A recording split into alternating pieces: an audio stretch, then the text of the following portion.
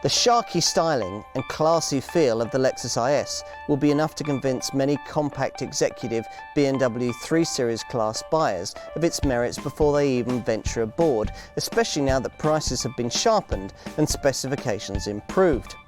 Once you are behind the wheel, the build quality looks strong and the car handles with a degree of sporty composure. The engines aren't the best out there and space in the back could be more generous, but excellent safety, robust security and the famed Lexus dealer network all loom large in the plus column. For compact executive buyers fed up with Germany's usual suspects, the Lexus IS would appear to be the default choice. Beautifully styled, robustly built and flawlessly reliable, with a dealer network routinely steeped in praise by every customer satisfaction survey going, the junior Lexus appears to tick all the boxes. So why hasn't it made more of an impact? Is it this market's best kept secret? A car that would be capable of breaking the BMW 3 Series, Audi A4, Mercedes C-Class monopoly if only more people knew about it?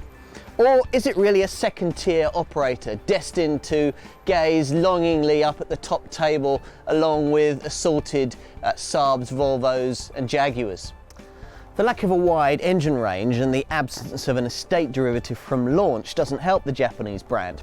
But in more recent times there have been signs that the marque is going to be doing a bit more to put the second generation version of this underestimated product a bit more on the map.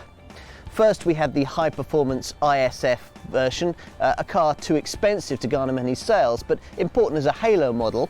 Much the same applies to the stylish IS 250C convertible. Then in the mainstream range we had some wide-ranging improvements, including higher equipment levels, price reductions and some styling tweaks for a sharper look.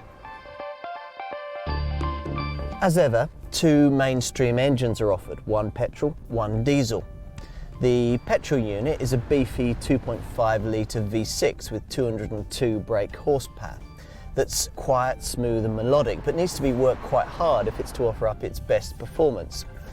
The diesel alternative is a lot noisier, as you would expect. It's a 175 brake horsepower 2.2-litre unit, but it does offer up 400 newton meters of torque as opposed to 249 newton meters.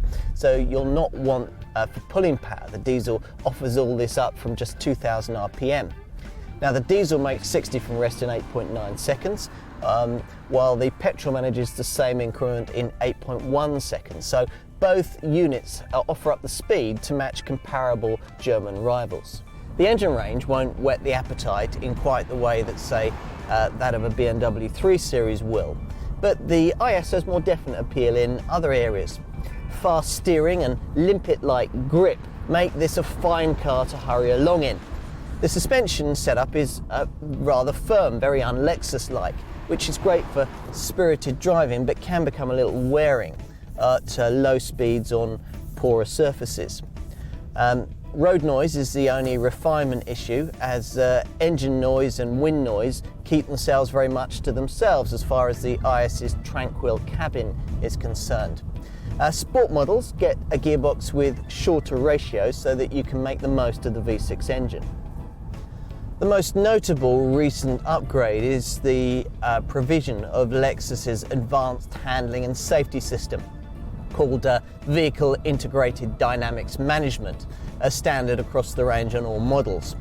Now this coordinates the car's ABS and electronic brake force distribution, that's EBD, with its traction control, the TRC system, and its vehicle stability control, VSC, coordinating it all with the electric power steering, EPS, to provide smooth, optimal assistance as the vehicle reaches its performance limits. The second generation IS dates back to 2005 and it's certainly distinctive. Try imagining this car wearing an Audi or a Saab badge. You just can't. Now, more recent versions have received tweaks to the bumpers, the front grille, the door mirrors and the rear lights, but otherwise the El Finesse design theme remains intact. Now, it's a design that's taut and muscular with origami sharp swage lines and a painstakingly precise approach to detail. The overall effect is sporty and unapologetically Japanese. It's also beautifully built. Take the gap here between the bumper and the adjacent body panel. It's just 0.35 of a millimetre. Inside, the interior is also constructed with customary Lexus quality. Some of the materials may lack the luxurious feel common to some German rivals, but there's never any doubt that the IS will stand the test of time. Technophobes like me will welcome the absence of complex computer control interfaces. In terms of space, well, those at the front are well catered for, but those at the rear, if there are long-legged people sitting in front of you, may feel a slight lack of space. There's a 378-litre boot, which isn't huge, but it does have this useful ski hatch for longer items to poke through.